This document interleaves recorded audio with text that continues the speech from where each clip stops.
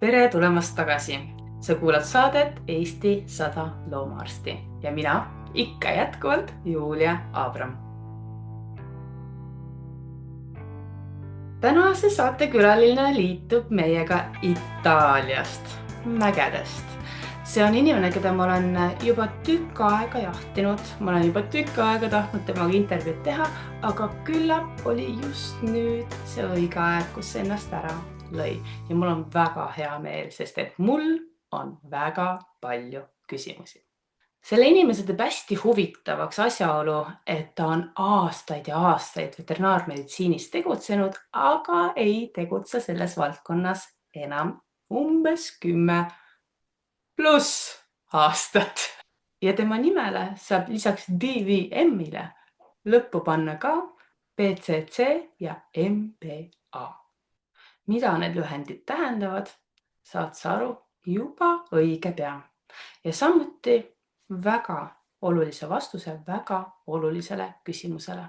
Mis vahe on suunatajul ja sihil? Tänane külaline on Katrin Oblikas-Peretti.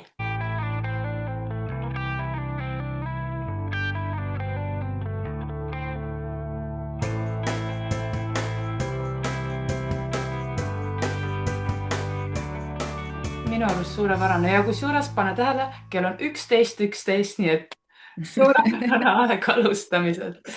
Ja siis siin kuulajatele ka ma kohe mainin, et tegelikult Katrinit ma olen taga jäänud algusest peale. Ja siis, kui ma seda projekti üldse mõtlesin, siis mul oli kohe mingisugused konkreetsed inimesed, keda ma mõtlesin, et võiks saatesse kutsuda just seoses sellega, et kes on nüüd tänasel päeval ka praktiseerijad loomaarstid ja need, kes on võtnud selle hariduse, teinud sellega midagi ja liikunud kuskile edasi, et mis nendest inimestest on saanud ja kuidas see kõik, ka see kogemus, mis saadud veterinaarmeditsiinis, siis niimoodi digi muutub sellesse inimesse, kes ta praegult on ja lõpuks ometi Katrin on siin minu kõrval ja ta on olemas. Ma vaatasin, Katrin, sinu LinkedIni. Ja ma ei ole enne märganud, aga sul olid nime taga niisugused huvitavad lühendid, millest üks oli DVM ja seda ma teadsin, eks ole, see on seotud veterinaarmeditsiiniga, aga sul oli lõpus ka PCC ja MBA. Ja kindlasti ei ole need asjad see, mida mina täpselt mõtlen, et kas sa seletaksid lahti, mis need terminid on? Ja, tere Julia ja tere kõigile, et suur rõõm on siin vestluses olla, osaleda ja jagada, et kusjuures, kui võtta neid termineid, siis kui küsida minu mehe käest, siis ta ütleks, et Katrin, miks sul võttis nii kaua aega see DVM sinna panna?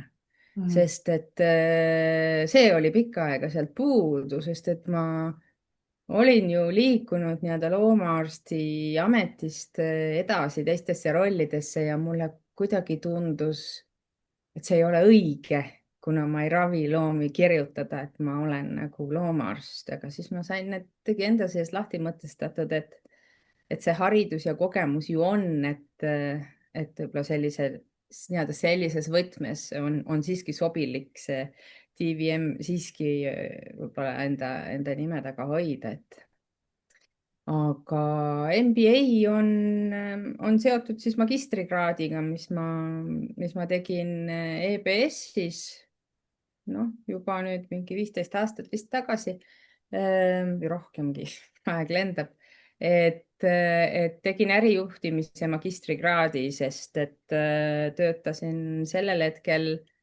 Bramham Trade'is hulgimüügi peal ja ühel hetkel ma tundsin, et ma enam ei saa aru, millega ma tegelen. Et justkui üht-teist on vaja teha, teed kõhutunde pealt, aga nagu midagi on puudu, enam ei saa hästi aru. Ja siis ma läksin nii-öelda ärijuhtimist, rahvusvahelist ärijuhtimist õppima EBS-i ja sellest tuleb see MBA, et see andis mulle natuke nii-öelda kuidagi struktuuri juurde, et juhtimisega tegeleda ja PCC on Professional Certified Coach ehk et hästi lühidalt lahti seletada, siis justkui on ta selline magistrikraadi vääriline tähelühend siis nagu juhtimiscoaching'u, professionaalse coaching'u maailmas, et professional certified coach tähendab, et sul on seal vähemalt üle 500 tunni praktikat ja teatud koolitused läbitud ja teatud eksamid tehtud, et see on siis sellest ta selline amet, räägib. mis on tegelikult kuidagimoodi standardiseeritud, ma ei oskagi öelda, sest et kui Eesti mõistes spetsialist on selline, et noh, põhimõtteliselt igaüks võib olla mingisugune spetsialist, siis selle BCC puhul on olemas konkreetsed inimesed, kes verifitseerivad sinu oskusi. ja see, kes just ja see, kes verifitseerib, on tähelühend on seal ICF ehk International Coaching Federation Mm. ehk et see on rahvusvaheline nii-öelda keha, Mhm. kes siis standardiseerib ja koordineerib seda, mis toimub professionaalses coaching us ja see on siis selline kvaliteedimärk või kindlustunnet andev märk inimestele ehk et tõesti selline, mitte ainult see, kes sind koolitas, ei ole sind hinnanud, vaid ka selline rahvusvaheline Organisatsioon. organisatsioon, mis on, ma otsin seda sõna, mis on nii-öelda mm, ah, tal puudub huvide konflikt selles küsimuses ehk et Mhm. ta hindab neid lindistusi, sa teed eksamit ja ta ei ole see, kellele sa raha oled maksnud koolitamise eest, eks. Jah, väga õige. ja, Mul on hästi palju mõtteid selle eluperioodidiga, milles sa praegu oled ja millest tahaks rääkida, aga alustame ikkagi algusest, nii nagu mul siin mm. saates traditsioon on. Et mis vanuses väike Katrin vaatas, et aga võib-olla peaks loomaarstiks hakkama, et kas sa seda mäletad? ma arvan, et seal oli ilmselt mitu etappi, et ema on mulle rääkinud seda, et kui nii-öelda jalad kandsid ja juba kõndima õppisin, siis mind viidi loomaaeda, mis oli seal Lasnamäe külje all sellel ajal ja siis ma olin niimoodi õhku ahmides jooksnud ühe puuri juurest teise juurde, sest siis ma nägin loomi, eks ole, et midagi on ilmselt nii-öelda veres või kuidagi sünnist saati sinnapoole tõmmanud, siis lapsena ma veetsin oma suved maal, kus teisi lapsi ei olnud ümber ja siis ma tegelesin loomadega suvi läbi ja sealt on päris mitmeid siukseid lugusid, aga ma arvan, et see periood, kus ma ikkagi otsustasin, et ma tahan loomaarstiks saada, jäi sinna teismelise ikka, kus ma kohtusin Niitvälja ratsabaasis, kus ma käisin ratsutamas. kohtusin Kärt Ojamaaga, kes sellel hetkel oli just lõpetanud värskelt ülikooli lõpetanud loomaarst ja tuli tööle sinna, kuhu ta suunati, siis oli veel see aeg. ja mina olin ratsutaja, õpilane selles ratsabaasis ja hakkasin temale abiliseks. ja ma arvan, et kuskilt sealt tuli see otsus, et ma lähen keskkooli õppima, see oli enne keskkooli. Mm. ma lähen keskkooli keemiaklassi, sest et biokeemiat ja keemiat läheb vaja. ja sealt edasi siis juba, et siis ma tahan minna EPA-sse, eks ole, sellel ajal EPA-sse veterinaariat õppima, siis mul seda nagu kahtlust või küsimust enam ei olnud. Kas mõte oli siis just hobustele spetsialiseeruda, sest sa olid seal ratsabaasis või üleüldine huvi loomade vastu ja ma kujutan ette, et väikeloomad siis ei olnud veel nii fookuses, kui nad tänapäeval on kohe kindlasti, et see põllumajandusloom ja hobune, et kas need olid sinu visioonis või oli midagi veel? ma mäletan neid mõtteid, et noh, hobustega ma olin hästi seotud, aga ma mäletan seda, et ma mõtlesin, et kassid ja koerad ikkagi ilmselt on need, kellega ma tegeleda tahan, et lihtsalt mõtlesin, et äkki ühele naisterahvale on need hobused kuidagi rasked või keerulised või ma täpselt ei mäleta, aga mäletan seda, et ja ma mõtlesin rohkem kasside ja koerte peale edaspidiseks, aga ilmselt see mõte tekkis kuskil ülikooli jooksul, ma arvan, pigem kui ennem. Ülikooli õpingud olid siis veel 5 aastat, et seal 4.–5. aasta peal oli see visioon sul veel endiselt selge või juba, et mis tunded need siis olid, kui sa teadsid, et lõpp on lähedal, vähemalt ülikooli õpingute lõpp on lähedal? Ma teadsin, kuhu ma tööle lähen. Mina olin selline, selles mõttes ma arvan, õnnelik tudeng, et mul ei olnud vaja seal kõhelda, kahelda või otsustada, et kuna ma olin ju nii-öelda Niitvälja ratsabaasis, ma olin saanud väga palju praktikat. Meil sellel ajal, kui Kärt oli seal, no natuke juba olnud ja mina ka, meil tuli sisse hobuste gripp. Mm. Ja see tähendab, et see 3 tallitäit hobuseid, umbes 60 hobust peaaegu kõik olid gripis. Mm. Ja siis sellel perioodil ma elasin seal sisuliselt tallis, see tähendab kraadimised, süstimised, kõik sellised asjad olid meil 3 korda päevas. Kõik nii-öelda, kuidas nimetada, siis need registrid või lehed olid iga boksi ukse peal kraaditud, tehtud, mis on tehtud nii nagu päris haiglas, eks ole. Statsionaaris ikka. Nagu statsionaar, eks ole, mida tallis ju tavaliselt ei olnud, nii et ma olin saanud ülikooli minekuks korraliku kogemuse ja korraliku ka käelise kogemuse, onju. Ja ülikooli lõpuks nüüd jõudes sinu küsimuse juurde, et ülikooli lõpuajaks oli Kärt Ojamaa liikunud edasi juba Maxi loomakliinikusse. Nii et hobuste pealt siis väikeloomakliinikusse. Ja ma teadsin, et ma olen oodatud ja ma teadsin, kus ma jätkan peale ülikooli. Ja selleks oligi Ülikooli Maxi lõppu. loomakliinik, jah? See jah, kusjuures aga tuli jälle täpselt selleks hetkeks, kui ma lõpetasin ja siis ma jäin ju kohe lapsega koju, nii et ma tegelikult tööle hakkasin natuke hiljem. Selleks hetkeks oli ikkagi juba Valdeku loomakliinik. Nii et Nii, et ja, selles mõttes, et Kärt oli liikunud Valdeku loomakliinikus või noh, lõi Valdeku loomakliiniku. ja. Nii, aga tagasi ikkagi selle originaalküsimuse juurde, et mis need mõtted ja tunded olid seal lõpus? Mul mõtted ja tunded olid need, ma oma elus enam ühtegi eksamit rohkem ei tee. See on Seda väga ma praegu, eks mäletan. ole. Et Ma nüüd lugesin tagantjärgi mõeldes. ma lõpetasin ju cum laude on ju ülikooli ja ma lõpetasin kokku vist ligi 40 eksamit mis oli tehtud ja see tunne, et ma mäletan, et ma mõtlesin, et enam oma elus ühtegi eksamit rohkem ei tee. Mul ei olnud kõhklusi ega kahtlusi, mida ma tegema hakkan, kuidas ma tegema hakkan, see oli see roheline tuli oli nagu olemas selle asja jaoks sellel hetkel. Aga ma ju lõpetasin ülikooli lapseootel. Nii et ma siis jäin oma tütrega koju ja peale seda sündis poeg, nii et mul läks ikka ligi 5 aastat enne, kui ma peale ülikooli lõppu siis nii-öelda päriselt tööle hakkasin, eks ma vahepeal ikka käisin, aga. Kas oli mingisuguseid niisuguseid sisemisi hirme ka seoses just nüüd siis tööle asumisega pärast lapsehoolduspuhkusel olemist?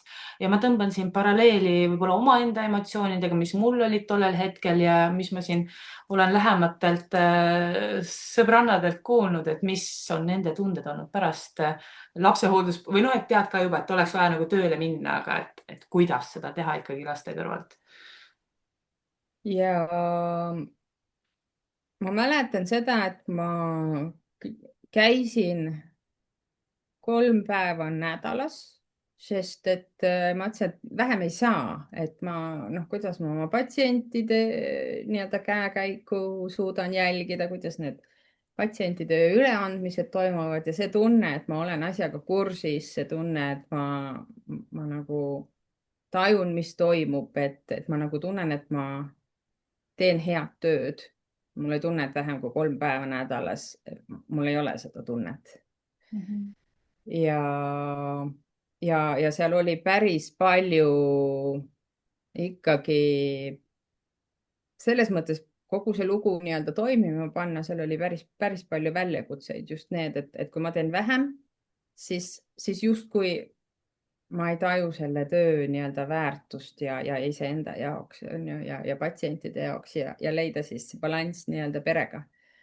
et, et eks ma siis enam ei mäleta, kui palju nii-öelda võimlemist oli lapsehoidjate leidmise ja kõige sellega, aga eks seda oli üksjagu. nii et selles mõttes ta oli päris väljakutseid pakkuv, aga jah, selline 2-3 päeva oli see, kus ma ütlesin, sest meil ei olnud vahetusi, meil olid pikad päevad. Pikk päev. Kui pikk on pikk päev? Hommikul alustasime, mis kell siis see kliinik lahti tehti, ilmselt 9 ja meil oli vist 6-ni, aga me kunagi ei teadnud, millal me lõpetasime, sest kui 5:45 tuli trauma või tuli keisrilõige sisse, telefonikõne, siis Gerdiga lõpetasime siis, kui me lõpetasime. et sellel ajal ei olnud sellist vahetusepõhist tööd ja ei olnud ka kliinikut, kuhu traumapatsiente saata, on ju. Et see, iga kliinik kuhu kliinikusse see patsient sattus, see tegeleski? ja see, millise kliiniku hingekirjas see patsient oli, siis see arst nii-öelda tegeles A-st Z-ni selle patsiendiga, et nii see oli ja eks ju lõpuks see, miks ma nii-öelda loomakliinikust edasi liikusin hulgimüügi peale, oli ajendatud samast asjast, et seal oli 2 asjaolu tegelikult. Üks, et kuidas see sünk nii-öelda perega saada paika. See just, et kui kell 5:45 ma jälle mehele helistan, et kuule, ma ei saa, mine too ise lapsed lasteaiast ära, siis pidi tema kõik nii-öelda käest lahti laskma ja minema, eks ole. Et mingil hetkel see muutus ka väikese lapsega keeruliseks. Just nagu see pool. Ja võib-olla see, et sul tegelikult ei olnudki ju konkreetset päeva lõppu või see päeva lõpp oli alati ootamatu ja ma absoluutselt mäletan seda olukorda, kuidas väikeste lastega sa ei saa nagu neid kompromisse liiga palju teha, et laps on prioriteet ja sa pead talle järgi minema. Aga loomulikult seal oli teine oluline asjaolu veel, sest ma arvan, et kui ma oleks nii-öelda, sest minu jaoks oli see karjääris selline murdepunkt. Ja okei, üks oli pere pool, mis ka kallutas kaalukaussi, aga ma usun, et kui ma oleks täpselt teadnud, mida ma tahan ja sellel teel olnud, siis ma oleks need asjad ka klappima saanud. Aga see oli veterinaarias nagu see ajajärk, kus hakkasid tekkima spetsialiseerumised. Kas sa mäletad minu meele umbes? Aastad või? See pidi olema 99, 98, 99 eelmisel sajandil. Et hakkasid tekkima spetsialiseerumised, kes seal ilmselt Tiina Toomet juba oli nahateemadega, Ülle Kell ilmselt juba silmateemadega, võib-olla ka Ranno juba neuroloogiaga. Igastahes ma mäletan, et juba olid hakanud tekkima nagu loomaarsti maastikupilti spetsialiseerumised ja mina ei suutnud välja mõelda, kelleks ma tahan saada. Ma teadsin, et ma tahaks ka spetsialiseeruda, aga ma nii-öelda kerisin seda oma peas, et mis ma siis olen ma siis kardioloog või olen ma siis oftalmoloog või olen ma siis sisearst või kes ma olen ma siis kirurg või. Ja ma ei leidnud seda. Ma ei leidnud seda spetsialiseerumist ja see oli seal kaalukausil, mõtlesin, aga ma samamoodi nagu balansseerides kuidagi tundsin, et ma nagu et see mind ei rahulda, on ju. See oli, ma arvan, seal taustal see, mis lõpuks otsustas, et kas selle spetsialiseerumise osas, kas oli äkki sellist, ma mõtlen, mis need emotsioonid jälle võisid olla, et sa näed, et ümberringi inimesed spetsialiseeruvad ja liiguvad kuskile ja sina oled selle, nagu me enne ka rääkisime, et tammud selle ühe koha peale, ei suuda leida. Et kas see tunne võis olla frustratsioon, pettumus või just midagi, et vaja muutust? see tunne sellel hetkel,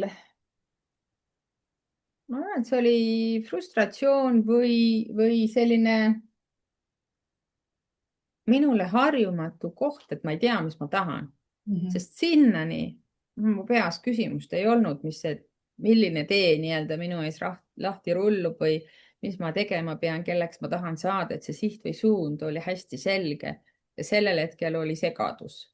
miks Mhm. ma ei näe, kuhu ma minna tahan, miks ma ei tunne, kelleks ma saada tahan, et mis toimub, et justkui nagu liimist lahti või midagi sellist, võib-olla ilmselt oli see tunne, et miks ma ei taju, ei näe, ei tea, mida ma tahan, sest et niipea kui mul on selline tüüp isiku poolest ilmselt, et kui ma tean ja tahan, siis ma lähen, on ju.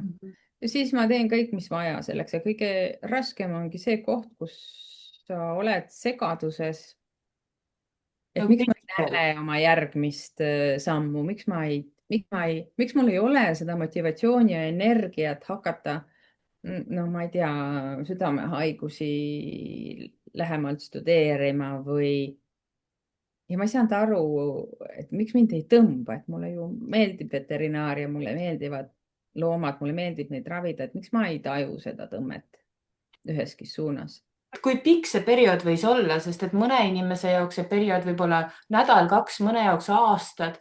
Bramham oli siis see järgmine koht või see, Bramham Trade oli kuidas järgmine ta tuli koht, kuhu sinu juurde? kogemata, see tuli täiesti kogemata, sest tegelikult ju me müüsime erinevaid lemmikloomatoidu brände juba sellel ajal kliinikus ja Royal Canin oli üks neist. ja ma hakkasin siis otsima endale töökohta, mis siis klapiks esialgu nii-öelda kontori tööajaga ehk et sellest sai prioriteet, lapsed ja kontori tööaeg, et ma siis saan nii-öelda pereelu töötaks ka onju. ja ma nägin selle Bramham Trade'i kuulutust ja ma läksin ju nii-öelda müügi poole peale kõike seda korraldama, saamata iseenesest üldse aru, millega ma tegelen, aga mul oli oluline see, et ma tegelen loomakliinikutega, et ma jään ju samade inimestega kontakti, ma jään suhtlema samade inimestega, siis sobib. Mhm. et see oli olulisem ja see nii-öelda see äripool sattus olema nagu osa sellest tööst, et see on hästi huvitav, et see ei olnud oluline, oluline oli see, et ma jään kontakti samade inimestega. Kuidas sul see varvaste kastmine ärilises pooles õnnestus, sest et jälle oma kogemustest võib-olla siit niimoodi tõmmates, et ega kui müügiettevõte su palkab, siis ta palkab sinu kui loomaarsti, aga seejuures eeldatakse, et sa tead väga täpselt kõike ka ärist. et oli hästi palju, vähemalt minu jaoks niisugust iseõppimist ja arusaamist, et mis on erinevad, ma ei tea, marginaalid, markup'id, turuvaade, noh, mis iganes kõik, mis selle äripoolega seotud on, et kuidas sul läks see? mis olid need no, ahaa-hetked või niisugused, ah kurat, küll seda küll ei tea. ma arvan, et no alguses oli see, kui rääkida sellest emotsionaalsest poolest ikka, siis ikka nii-öelda kliinikuid külastades ikka aeg-ajalt küsiti, et kas sa tööd ka teed. Mm. Vahepeal see oli siis selline huvitav koht, et see tähendas siis ravimist, on ju. aga see läks mingi hetk üle ja noh, et siis ma sattusingi paar aastat peale Bramham Trade'is olemist, ma läksin magistriõpingutesse, sest mulle tundus, et ma ei saa enam ööd ega mütsi aru, Mhm. mida mul on vaja teha. ja sellel hetkel ütleme, no nii tugevat baasi, see oli suht väike ettevõte, seal sisemiselt ei olnud, et mind oleks saadud nagu sisemiselt koolitada. ja siis ma läksingi magistriõpingutesse ja peale selle lõpetamist ju liikusin tegelikult Bramham Trade'ist edasi juba siis Royal Canini kui maaletooja juurde. kas see õpingud või lisaõpingud, kas see oli seda väärt, et kas sa tunned, et sa said sealt nii palju juurde, et said seda insight'i, mida sa said reaalselt kasutada? minu jaoks oli see tohutu väärtusega ja ma mäletan, et ma neid õpinguid, ma tegin neid ju öösiti. Mm. jah. Ma käisin päeval tööl, ma mäletan, ma mehele lubasin, ma panen lapsed magama ja siis ma hakkan õppima, et mul oli nii suur tahtmine seda teha, et ma teadsin, ma käisin päeval tööl, siis tegelesin lastega ja siis hakkasin õppima. ja, ja ma sain sealt väga palju, ma sain aru, et miks mul oli sees segadus. Ma sain selles selguse, ma sain aru, et juhtimine on ka elukutse. Mm. Juhiks olemine on ka professioon, on elukutse ja üldjuhtimine on see, mis minule sobib. Ehk et ma tean nii-öelda kogu ettevõttet puudutavatest asjadest võib-olla natuke või keskmiselt. Ma ei ole spetsialist üheski selles alas, aga ma olen nii-öelda üldjuhtimise peal. Et üldjuhtimine ongi see, mida ma teha tahan ja sellepärast ma ei suutnud nagu ühtegi teise spetsialiteeti sügavalt kaevuda. Mhm. Aga ennem magistriõpingutesse minekut ei olnud nagu minu vaateväljas kuidagi sellist arusaamist, et see, et ma olengi asjade keskel ja saan natukene aru, millega oftalmoloog tegeleb, saan natuke aru, mis on dermatoloogia teemad, saan aru, mis on, ma ei tea, sisehaiguste teemad ja selline nagu suutlikkus kogu seda süsteemi nägemine või süsteemi vaade, see, mis mulle hästi sobib ja sobib tänase päevani, on see, mis ma kindlasti sealt sain. Kas see oli väikest viisi jänesurg või vähemalt jänesuru algus, mõeldes jah, sellele, kus sa täna oled? absoluutselt, absoluutselt. Sest et huvitav, sa ilmselt ju liikusid ka seal Royal Caninis ka natuke kõrgematel positsioonidel ja ka edaspidi, sest et mina mäletan, et esimest korda, kui sina sattusid minu radarile, oligi seoses sellega, et üks meie ühine tuttav ütles, et imeline juht. Ja siis ma hakkasin mõtlema, et aga issand jumal, et kui äge, kui töötajad ütlevad inimese kohta, et ta on imeline juht ja et tahaks ka sellise juhi kogemust ja tahaks ka võib-olla kunagi tulevikus olla selline juht. Et kuidas see maandub, see selline kommentaar sulle? Seda on tagantjärele väga selles mõttes südantsoojendav kuulda. Ma ise muidugi ei tajunud või tundnud ennast siis sellise suurepärase juhina, vaid ka kellegina, kes ise on ka teekonnal ja katsub siis nii-öelda vaadata, et kõik elu jääksid niimoodi ülekantud mõttes, et kõigil nagu okei oleks. Ja see oli see jänesurg, see oli oluline koht, aga see oli ka äratundmine või järjekordselt, et ma olin valmis töötama selle eesmärgi nimel, et siis tuli see nii-öelda see säde silma ja see jõud sinna taha, et küll ma saan hakkama nagu kõigi asjadega. Brownhamist liikusid sa edasi Royalisse, see oli vist siis, kui nad eraldi ma ei oska, oma sektsiooni tegid või liikusid hulgist edasi. Et kuidas see väljakutse sinu lauale tuli? ma ju, see oli selles mõttes hästi huvitav, et ma olin siis just lõpetanud magistriõpingud äris, on ju.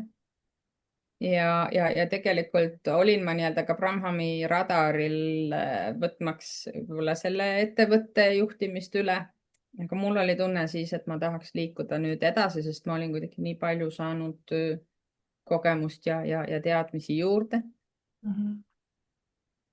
Ja vot äris on sellised kohad huvitavad, mis on vaja ära tajuda, et ma olin Royaliga kontaktis ju, kui kuidagi minu roll Bramhamis oli scientific communication manager ehk et mis ta siis eesti keeles võib olla. ma arvan, et siin ei see, kes, ole. siin ei ole seda tõlget, et siin on see, kes teab nagu toodete ja veterinaaria, eks ole, tausta, haiguste olemust ja suudab seeläbi siis neid nii-öelda tooteid lahti seletada. et see oli ju minu roll Brahmamis ja ma kuulusin Royalis nii-öelda võrgustikku, kus iga maade sarnase rolli esindajad siis käisime umbes 2 korda aastas koos. Ja see oli minu jaoks tohutult inspireeriv kohtuda nii-öelda rahvusvahelises keskkonnas. Meil oli 13 riiki seal vist, kus siis sarnase rolli täitjatega me siis kohtusime ja oma muresid ja rõõme jagasime ja uut infot saime. Ja see oli ju seal taustal paar aastat olnud. Kui ma ühel hetkel sattusin nägema nii-öelda töökuulutust või infot, et nad hakkavad otsima Royalisse kedagi sarnase positsiooni peale. Ja ma nägin seda ja mul oli selles hetkes see taipamine, et minu juurde mitte kunagi ei tulda, vaid mina pean minema nende juurde, sest seal oli eetikabarjäär. Kuna maaletoojates ei oleks olnud neil ebaeetiline nii-öelda tõmmata ära maaletooja töötajad sinna nagu emaorganisatsiooni. Nemad minu juurde ei saa tulla, aga mina saan nende käest küsida. Mina saan teha esimese sammu ja küsida, kas ma saan kandideerida sinna rolli või kas mind võidaks nii-öelda arvestada just. Et sellised asjad on nagu olulised teinekord ära tajuda, et mis pidi see nii-öelda võimalus kas siis avaneb või läheb sinust mööda. Ja siis loomulikult seal oli hästi palju kõhklusi, kahtlusi, et ei tea, kas saab parem või saab halvem või mis saab olema. Aga rääkisin siis ka sel hetkel just nimelt sellise rahvusvahelise selle sama nii-öelda grupiga või tiimiga, kes meil seal oli. Ja sealt sain pigem julgustust juurde ja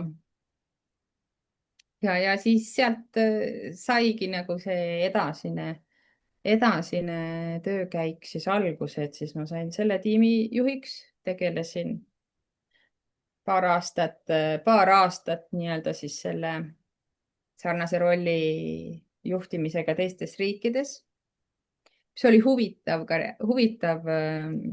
aeg elus, sest minu elu oli sisuliselt osaleda täiendkoolitustel, neid korraldada, organiseerida ja osaleda. Nii et ma mingil hetkel naersin, et ma olen vist kõige rohkem koolitatud loomaarst selles mõttes, täiendkoolitustel osalev loomaarst Eestis sellel hetkel. Aga oma litsentsi ma olin juba ära andnud.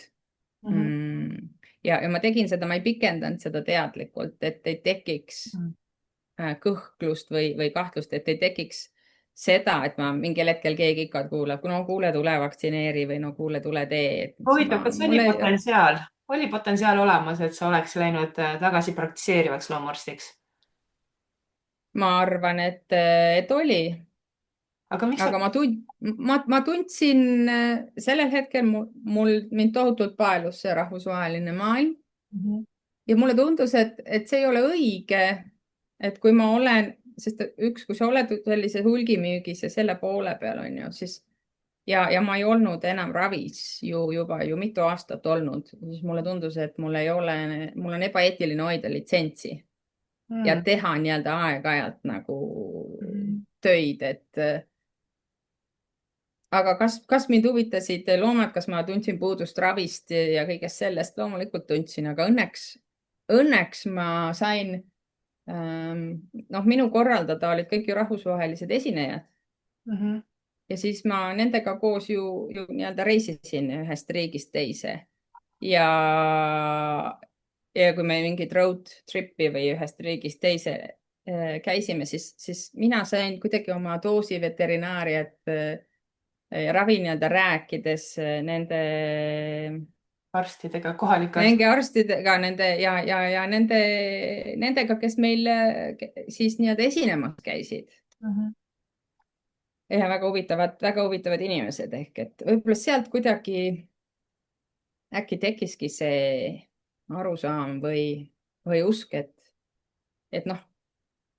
inimesed on ikka ka täiesti okei, et võib nendega ka tegeleda, mitte ainult ainult loomadega. loomadega, jah, sest et ju äh, mulle tundub, et veterinaariasse lähevad inimesed, kes eelistavad suhtlust loomadega, suhtlusele inimestega ja kuskil lõpupoole siis selgub, et ah, ja õigus, tegelikult suhtled enamasti inimestega ja muuseas ravid ka nende loomi.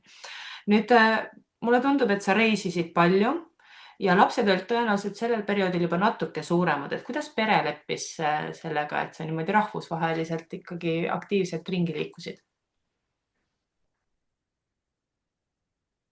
Mul oli ikka pidev selline nii-öelda süütunne reisida ja laste käest sai seda korduvalt küsitud ja nemad ei ole mulle seda siiani nüüd tänaseks juba pea 30-aastased, eks ole, ette heitnud, et see periood oli, et nende jaoks oli ka huvitav. Aga pereelus oligi mul ju hästi raske aeg siis, kui jõudis kätte aeg siis Baltikumi juhi rolli astuda, siis see nii-öelda sattus samale ajale minu abielu lahutusega. Ehk Mm. minu jaoks oli see hästi keeruline aeg astuda kingadesse, kus ma polnud nagu kunagi varem olnud, kindlasti rolli, milles mul sellel hetkel puudus ju kogemus ja manageerida siis pereelu taustal. Nagu kogu selle etapi juures ma saingi kokku coaching uga ehk Jäme surr. see oli raske aeg, emotsionaalselt hästi raske aeg. Öeldakse ikka, et tee nagu üks asi korraga elus, et kui sul on mingid pereelu teemad lahendada, et tee karjäärimuudatus, noh, vii need kaks asja lahku.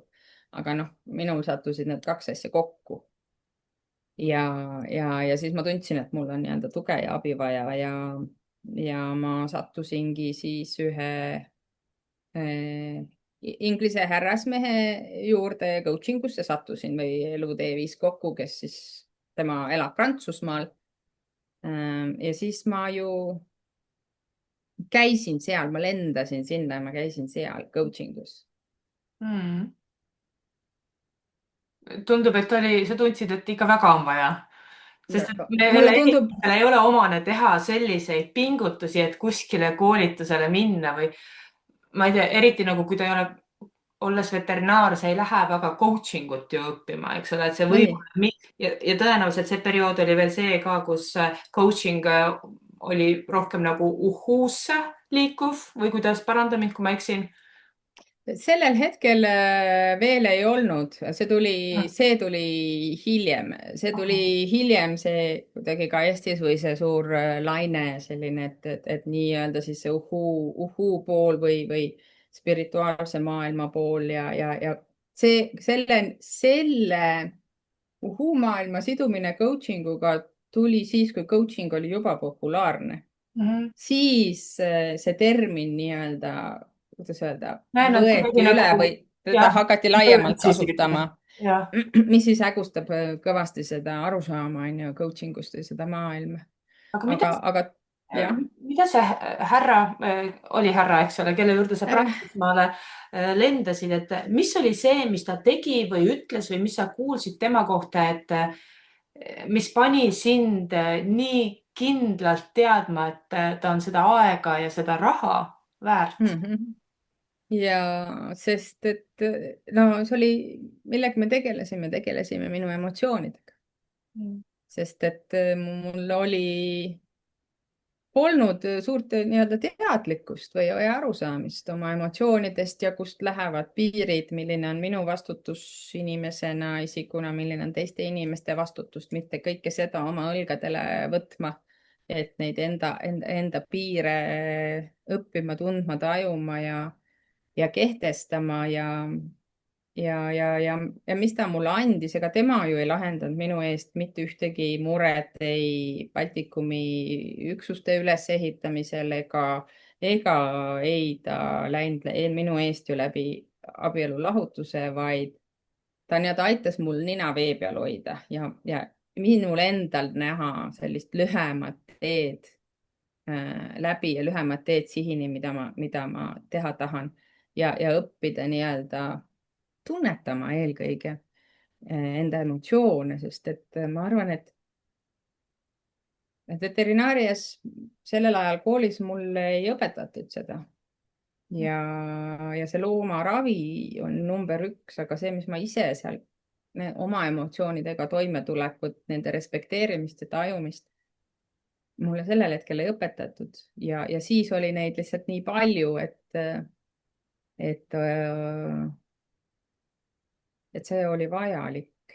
Ja see oli, ma olin ikkagi nii-öelda kliendi rollis päris mitu aastat, enne kui mus üldse tekkis usk, minust võiks kunagi coach saada. Sellel hetkel oli ei, mis mina, ma olen ise see, kes nii-öelda vajab vestluskaaslast, vestluspartnerit, kellega oma teemadest rääkida ja kes aitab mul näha nii-öelda siis lühemat teed eesmärgini, on ju. Ja samas ka neid emotsioone, ka neid raskemaid emotsioone tunnetada ja siis uskuda, et ma saan nendest ka läbi mindud. Aga kirjelda mulle seda hetke, et sa oled lennul tagasi pärast seda esimest Prantsusmaa visiiti selle härra juurde, istud lennukis ja mis ta on tõenäoliselt mingi paaritunnine lend, eks ole, et mis on need emotsioonid, mis sinust läbi käivad ja mis on see, millega sa peaks kohe järgmise asjana tegelema? Mäletad? Mäletan, ma magasin lennukis. Nüüd siis sellest sügavast küsimusest. Sellega oli nii, see oli eluperiood, kus ma teadsin, kus oli just nimelt seda segadust oli hästi palju kõikides, siis lennuk oli minu nagu kindlus ja minu turvatsoon. Telefoni pidi välja lülitama ja ma tavaliselt magasin enne alati, ma jäin magama enne, kui lennuk õhku tõusis.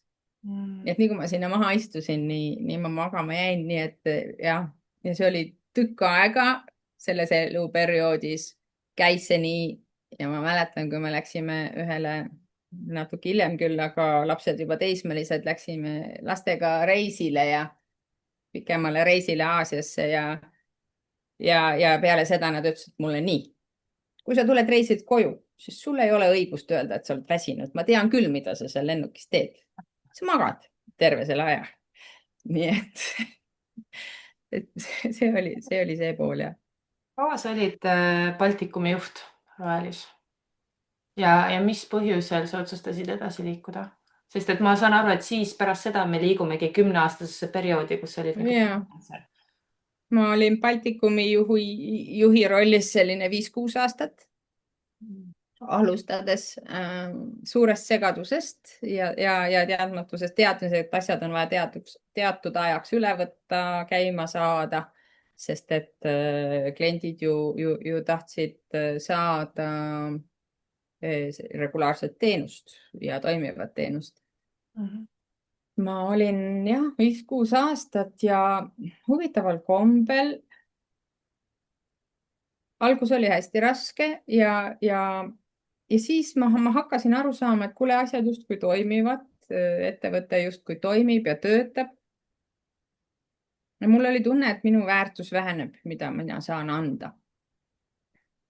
Ehk huvitaval kombel siis, kui osad inimesed mõtlevad, et see tool hakkas nii-öelda soojaks tooliks muutuma, et ja koht, kus istuda ja asjad töötavad, siis mina muutusin rahutuks ja nagu tundsin, et ma ei anna enam, mul ei ole enam võib-olla midagi anda. Ja siis saigi Royalis ringi vaadatud ja siis oligi, sellel hetkel oligi see koht, kus ma leidsin esimese coachingu koolituse ja ka Royalis juhtide väljaõppe rahvusvahelisel tasandil oli väga hea, mis mind nagu ka tohutult tõmbas. Ja siis ma leidsingi seal ju projekti tegeleda rahvusvaheliselt meeskonna coachinguga. Millised eeldused sinus on? Võib-olla olid juba algselt olemas, et olla hea juht, sest et me teame, et sa oled hea juht, seda on töötajad öelnud. Või kui sa niimoodi ei oska vastata, et mis on hea juhi sellised must be omadused? Tänapäevases kontekstis, kus coachiv stiil on see, mis viib edasi, et enam ei ole enam sellist direktiivset käsuahela juhtimist. siis ma arvan, et minus oligi see, et ma sain aru ka Royalis olles, et mina ei müü mitte ühtegi kilotoodet ja müük kui selline on mulle täiesti võõras teema. Aga on inimesi, kellele see sobib ja minu roll oli teda aidata oma rollis võimalikult hästi toime tulla. Ehk et ka ju Royali tiimis ju mina ei tegelenud sellega. Minu asi oli aidata oma tiimi, oma meeskonna liikmeid, olla nende jaoks olemas, saada aru nende emotsioonidest ja raskustest, neid aidata et tegelikult ma olin seal juba üsna palju coach'i rollis. Jah, mingid süsteemid, kuidas mingid asjad toimivad, mingid IT-lahendused oli vaja teatud tasemeni endale ka selgeks teha, et ma saan aru, millest jutt on. Aga ma ei pea olema spetsialist. Ja seal oligi minu kui ma arvan, coach'i roll kõige suurem ja see on ju, mida coach teeb. Coach usub, et inimeses endas on see võimekus olemas, need teadmised olemas, need oskused olemas. Ehk et mina aitan inimesel näha tema väljakutses lühimat teed sihini, seda emotsiooni, millega siis, mis on vaja tähelepanu või millega on vaja arvestada. Näha seda ehk et mina ei olnud see kõige targem ruumis.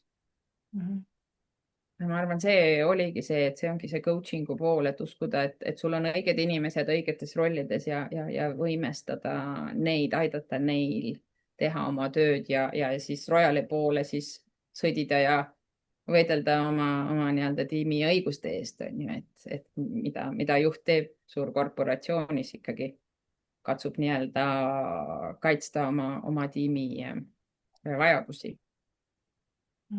Kas selline arusaam tuli sulle lihtsalt?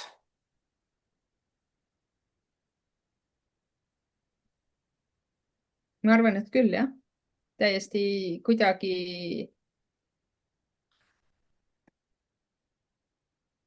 Noh, jah, lihtsalt, mis see tähendab, ta tuli mulle loomulikult, et ei olnud mingi vastuvoolu ujumine ega selline vastukarva töötamine, aga ta tuli ilmselt ikkagi ka läbi selle, et ma olin ise kliendi rollis, ma olin oma emotsioonidega pidevalt töötanud, omad nii-öelda tiigitäied pisaraid valanud ja need raskustest nii-öelda läbi läinud, õppides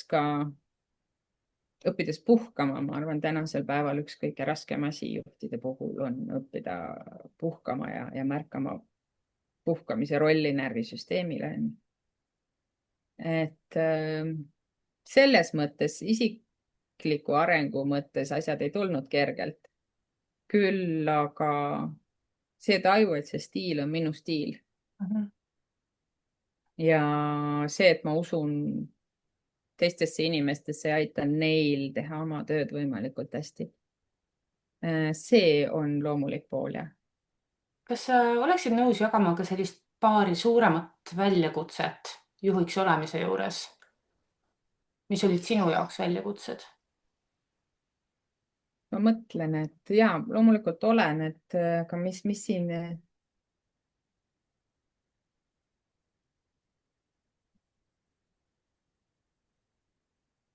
No esimene väljakutse oli ju see, et asjad peavad nüüd Royalis nii-öelda juhtimist alustades, et lepingud olid tehtud, millal nii-öelda maaletoojatelt äri üle läheb siis Royali alla. Need olid juhtide poolt tehtud ja tohutu väljakutse oli selles, et minul ju kogemus puudus, on ju, ma läksin seda tööd tegema. Ja ma sattusin sellisesse hästi raskesse seisu ja mind taheti, et ma töötaks Riiast ja seal oli ka juba korter renditud ja kõik ja ma olin seal Riias ja ma arvan, et tänasel päeval ilmselt võiks kutsuda seda läbipõlemiseks või depressiooniks või millekski sarnaseks, millest mul sellel ajal aimu ei olnud. Aga ma saan aru, et ma ei funktsioneeri, ma ei saa, ma ei jaksa neid sellisel moel see asi ei tööta. Ja ma sain aru, et mul oli mul oli ebarealistlik ülesanne nii-öelda antud Mhm. ja ma hakkasin ise otsima siis abi Eestist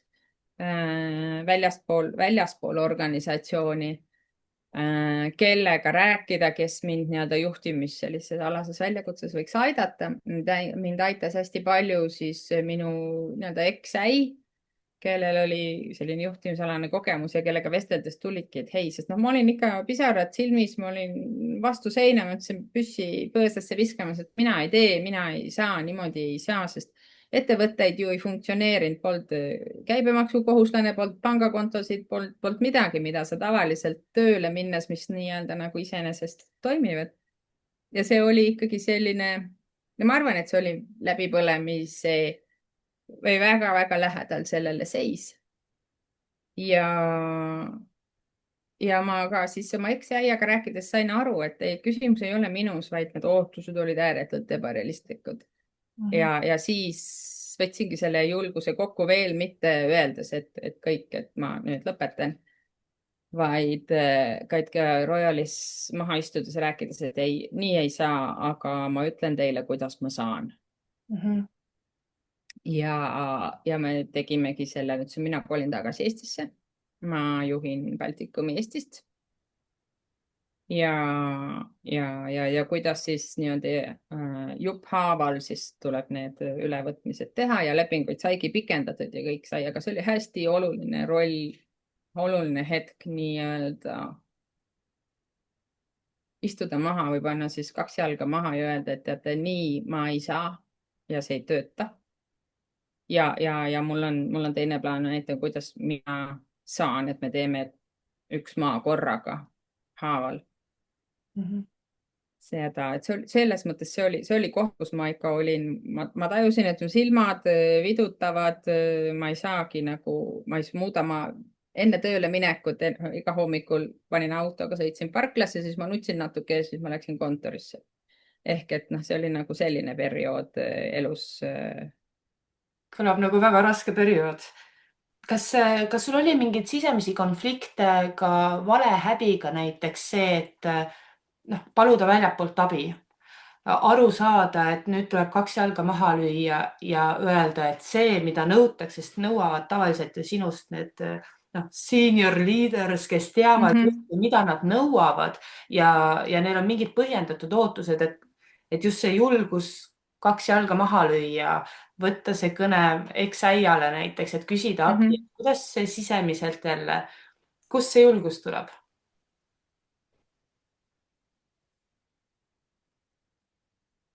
vot seda on mul raske seletada, see on ilmselt sees olemas, et vastu seina pole mõtet pead taguda, järelikult on vaja vaadata ringi, kust see abi tuleb, et see on hästi oluline koht, et see on nagu võib-olla üks selline hea metafoor selle, ma arvan, et see on mingi oskus äkki.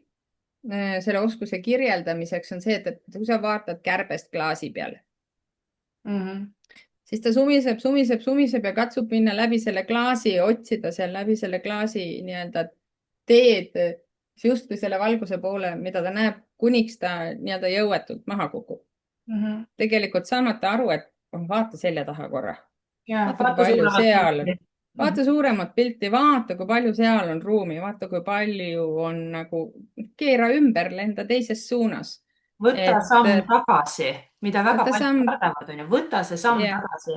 jah, võta see hetk, võta see samm tagasi ja sellel hetkel ikkagi ma tundsin, et noh, ikkagi sellist kurnatust ja väsimist ja juba hakkasid sellised kliinilised nähud tekkima.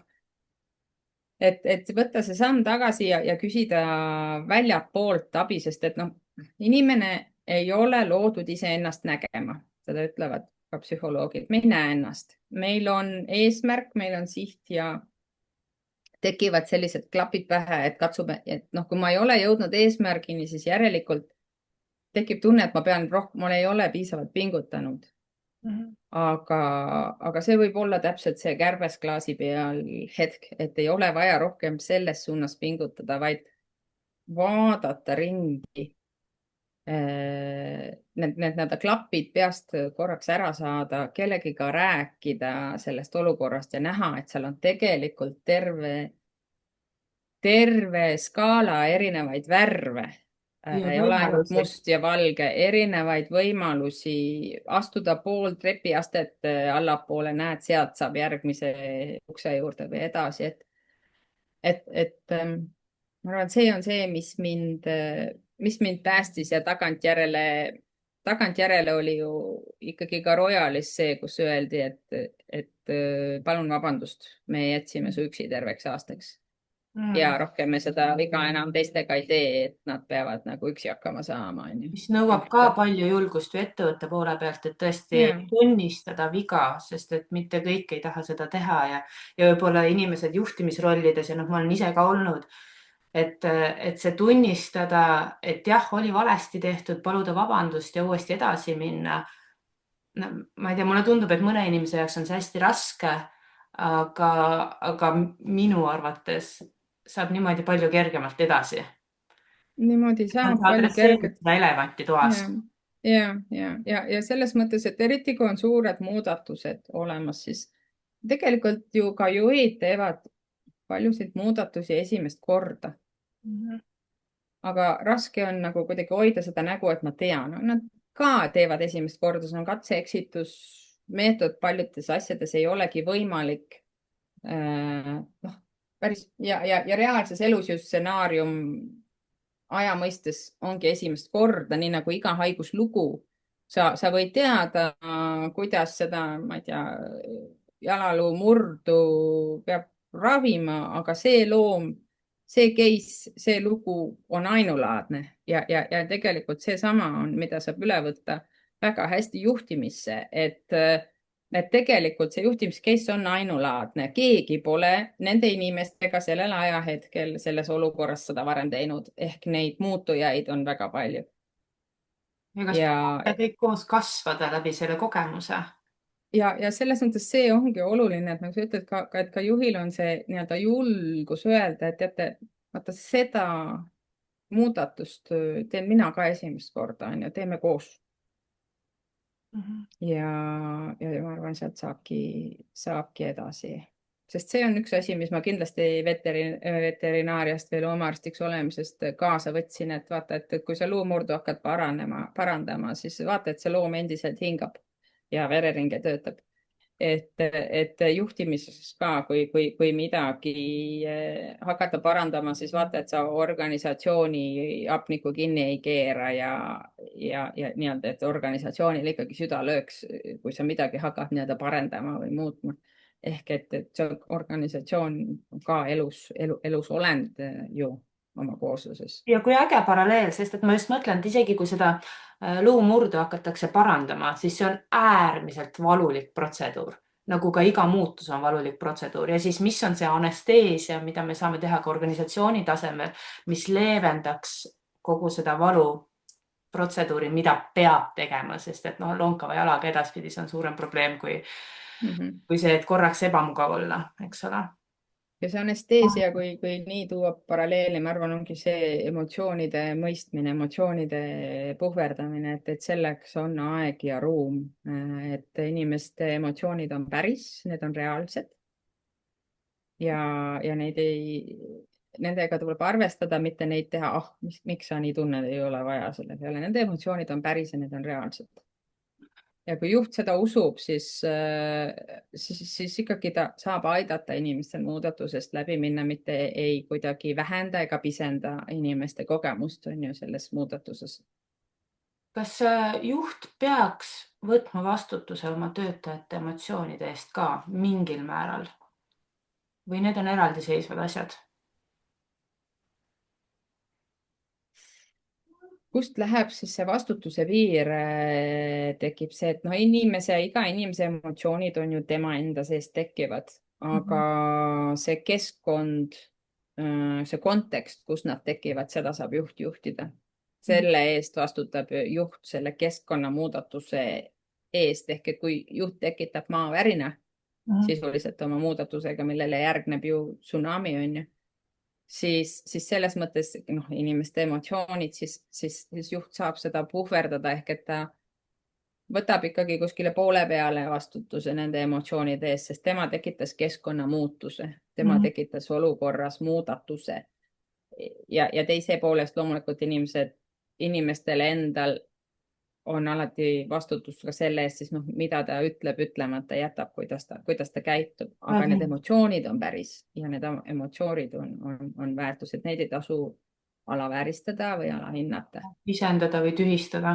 Pidestada või tühistada, et need on päris ja see vastutus sellest, et jah, see muudatus on vaja teha või jah, mina tekitasin selle muudatuse, siis selle eest on vastutus juhil ja siis ka poole peale või poole tee peale vastu tulla nendes emotsioonides, neid mõista, aidata inimesel sellega toime tulla oma emotsiooniga, on ju, kui see nõuab ju ka tema poolt käitumise või mingi töökorralduse muudatusega toime tulemist. Ja kokkuvõttes on ikkagi tiimitöö ja kvaliteetse tiimitöö oluline aspekt ongi väga selge ja üheselt mõistetav kommunikatsioon. Aga ütleme, me võime sellel teemal rääkida siin, mina tean, et mitu tundi, aga meil on täiesti puudutamata jäänud veel see 10-aastane periood, mis ma saan aru, et on enam-vähem praegult käsil, kus sa teed freelance'i, saan ma õigesti aru? Räägi just sellest perioodist nüüd, et kus siis ikka see esimene samm tulla ära Baltikumi juhi positsioonilt, mis on väga turvaline, väga hea ja minu jaoks absoluutselt imetlusväärne on see, et sa ütled, et läks soojaks ja sa tundsid ennast ebamugavalt selles. Et kõik on justkui hästi, aga sinus ei ole hästi. Kuidas see muutus toimus? See muutus toimuski nii, et meil oli aastane arenguvestlus ja läksin oma juhiga aastasele arenguvestlusele. Tulin sealt ära ja ütlesin kolleegile, et kuule, ma vist lasin ennast lahti nüüd. Et ma ütlesin, et ma nagu tundub, et ma ei suuda enam väärtust luua või ma ei tea, mis see väärtus edasi on, et nüüd läheb kuidagi optimeerimiseks ja mingite selliste asjade tegemiseks, mis minule nagu rõõmu ei paku. Ma tunnen, et mina ei oska seal kaasa aidata ja et ma vist nii-öelda lasin ennast lahti, et väga imelik tunne, aga samas väga nagu turvaline. Kas sinu ülemus mõistis samamoodi seda? Ma arvan, et ta oli üsna nagu šokeeritud, ta sai aru, mis ma mõtlen ja samas ta sai ka aru, et kui kui juhil ei ole visiooni, kuidas edasi minna, mis edasi teha, siis ta ei saa ju aidata seda tiim, ta ei saa olla eestvedaja sellele tiimile. Minul oli kuidagi see visioon otsa saanud, mis edasi saab peale seda 5-6 aastat ja siis nii oligi, läksingi tagasi, mõtlesin, ma ei tea, mis nüüd siis saab, et ma vist lasin ennast sisuliselt lahti. Ja järgmine 2 päeva läks mööda, see oli vist neljapäev või reede, esmaspäev lihtsalt. Katrin, kuule, ma leidsin sulle uue rolli. Kas sa tahad seda tiimi nagu tööd, et sa ütled, et coaching on sulle hinge lähedane, et ma leidsin sulle siis selles globaalses HR tiimis rolli, millega sa saad seda nagu organisatsiooni sees teha. Sinu ülemus võttis mõne päevaga sinuga ühendust, ütles, et leidis sulle positsiooni, mis on sulle hingelähedane. Minu respekt Roeli kogu aeg lihtsalt kasvab metsikult praegult. Et see oli nii, aga ennem sellele eelnes see, et ma ju sisuliselt lasin ennast lahti, ma olin valmis nende tagajärgedega toime tuleks. Loomulikult see oli kõik hästi selline respekteeriv ja arvestav vestlus. Ja nii ma siis saingi hakata praktiseerima coaching ut, et kõigepealt ma olin seda juba õppinud, aga ma sain seda Royalis hakata tegema. Ja kuidas ma lõpuks sealt ju ära tulin, oli see, et ma olin siis juba nii-öelda globaalses organisatsioonis ja igas korporatsioonis on oma piirid ja oma paindlikkuse limiit. Ehk et edasine roll oleks olnud minu töötamine mõnes teises riigis. Ja kuna mu lapsed olid sellel hetkel keskkooliealised, siis ma mõtlesin, et ma olin nii-öelda üksinda nendega toimetasin või tähendab, me olime lahutatud.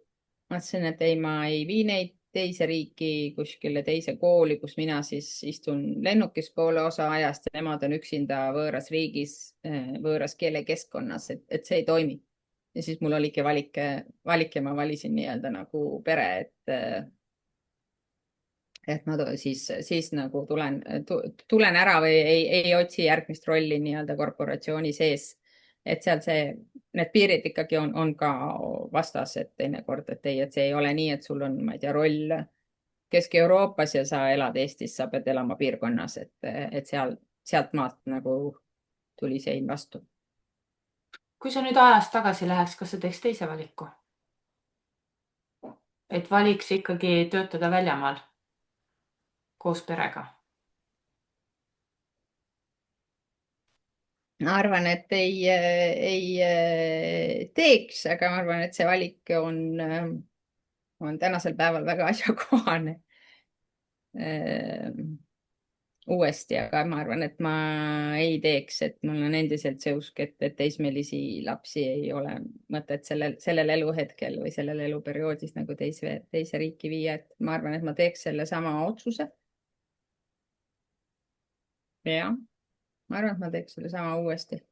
kuigi ma olen nii-öelda taga igatsenud seda keskkonda ja seda ägedat tiimi, kes meil seal oli.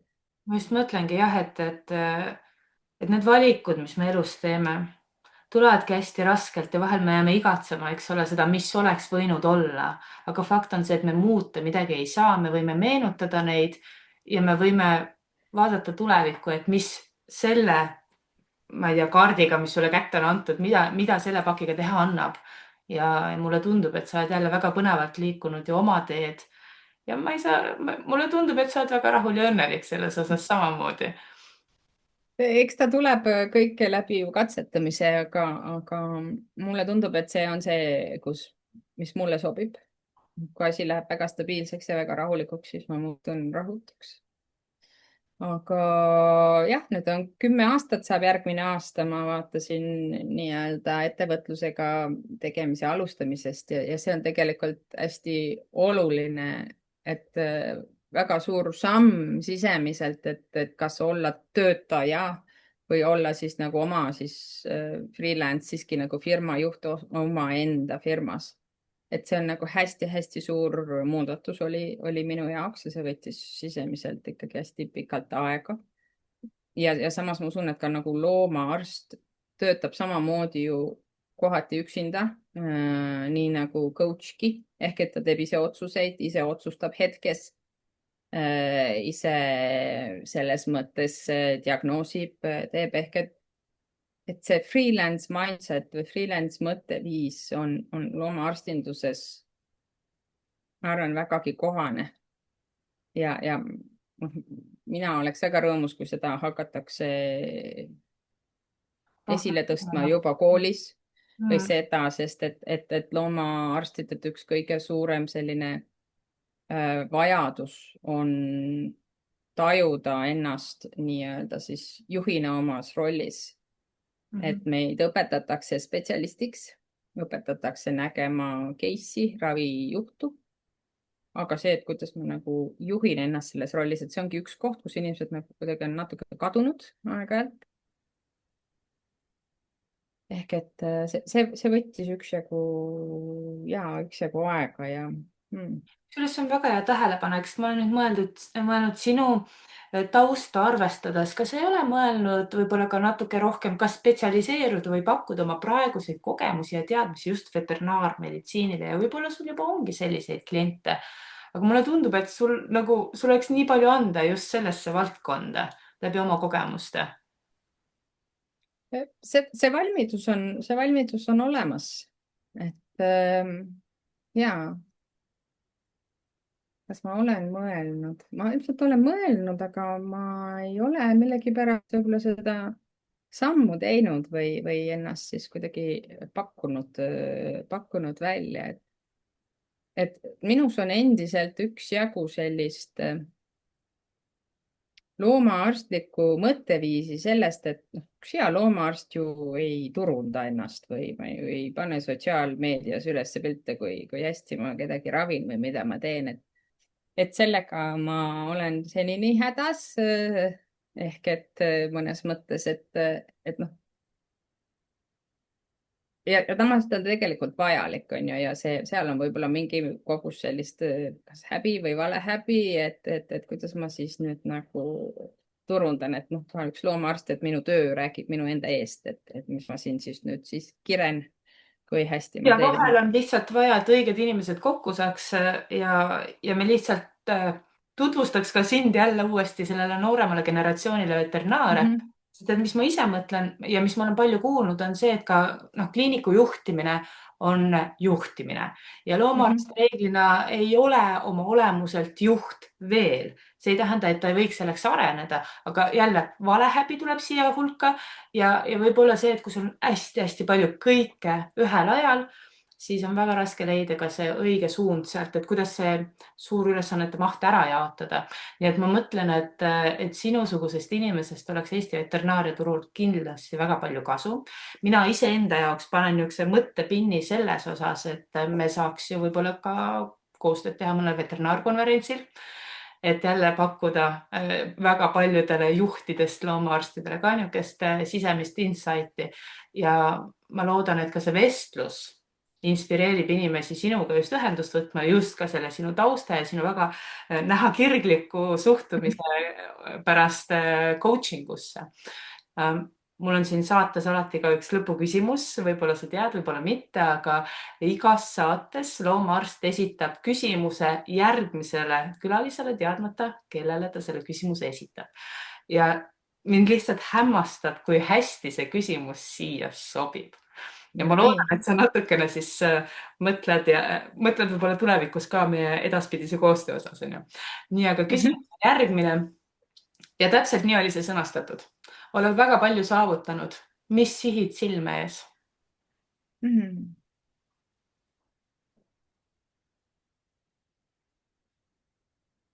Minu siht silme ees on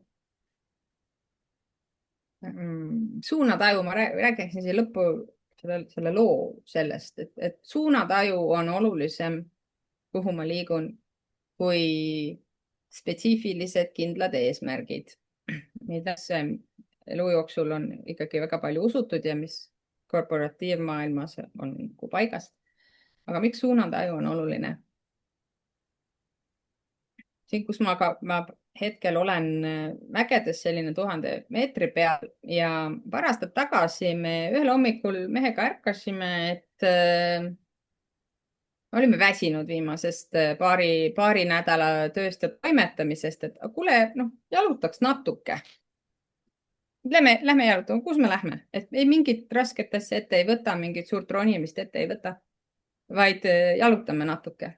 Me oma mütsilottu pähe ja pudel vett kätte ja näed siit naaberkülast, siit läheb üks mingi rada mägedes, et me ei ole seda käinud, et vaatame, huvitav, kus ta läheb. Hakkasime minema. No niimoodi see rada mööda mäe külge lookleb ja jõudsime ühe siis sellise ristmikuni, kus on üks silt, et siia poole on tund aega kõndimist ja sinnapoole 2 tundi. Ei, see 2 tundi, seda on liiga palju, sinna me ei lähe. Lähme vaatame mööda seda teed, et ajendatuna puhtast lihtsalt soovist liikuda ja uudishimust läksime edasi.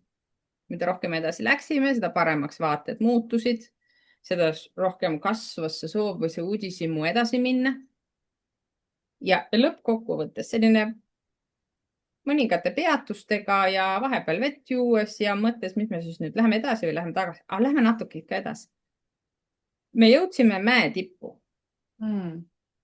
Me olime ja sealt nagu avanes suurepärane vaade nii-öelda kogu orule ja orgudele nii-öelda ümber. Ja siis ma siit alla tulin, ma olin väga elevil ja väga õhevil, et me sinna jõudsime ja ma tulin alla, me olime käinud, pärast kaardi pealt vaatasin, me olime kõrguste vahes võtnud 800 meetrit. Oh. See päris suur vahe. See on väga suur väljakutse, füüsiline väljakutse ka. Väljakutse, aga me tegime seda kuidagi rahulikult, teades, et me võime iga hetk lõpetada, kõik on okei. Meil ei olnud eesmärki, meil oli lihtsalt uudishimu, mis nurga taga on.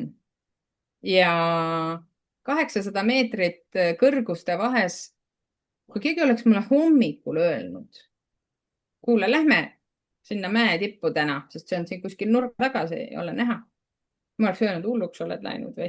Ma olen väsinud, ma ei tule mitte kuskile. Mul selline tunnikene jalutamist on see, mis ma tahan.